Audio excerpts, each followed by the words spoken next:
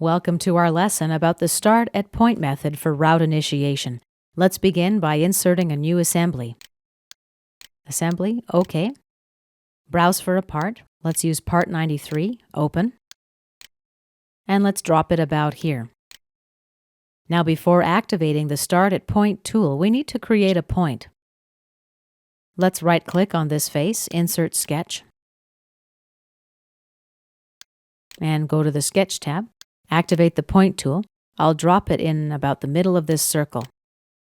Let's exit the sketch. Take an isometric view. Let's go to Options now. Document Properties tab. Let's click on Units. And let's change our unit system to IPS, inch pound second. OK. And we're ready for the Tubing tab now. Click on the Start at Point tool. SOLIDWORKS prompts us to save the assembly, so let's do that. We'll call it 93 and click Save. First thing to do is select a face and a point to specify the direction. This red arrow here shows the direction.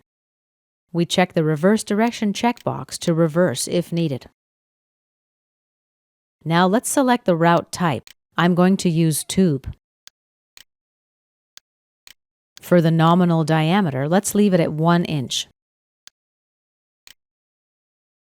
Stub length, also 1 inch. This parameter specifies how far the stub will extend from the connector. Minimum straight length, let's enter 0. This value specifies the minimum straight length at the beginning and end of the route. End length adjustment. This specifies how far the tube will extend behind the connection point. I'm going to enter 5 inches for demonstration purposes. It's always easy to illustrate a point when I use a big number. And generally, of course, it's easier to show rather than tell anyway. We're ready to click OK. Now the Route Properties Property Manager opens. Since we chose a 1 inch nominal diameter, the correct configurations are filtered in. Only base configurations meeting this specification of a 1 inch diameter are available for selection from this drop-down menu. Let's select the 1/4 of an inch option. Bend radius, let's make it 2 inches and click OK. Once again, we're in the 3D sketch environment. Let's expand the Library panel.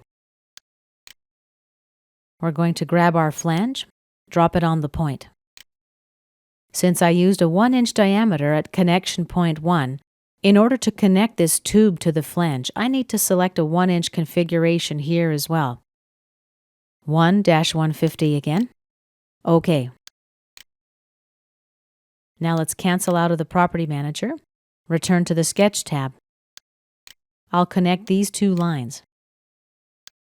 Exit the sketch. And exit the subassembly as well. And now we can see that our pipe here extends quite a ways past the connection point. You'll recall that I entered a value of 5 inches. This concludes our lesson about routing using the Start at Point method.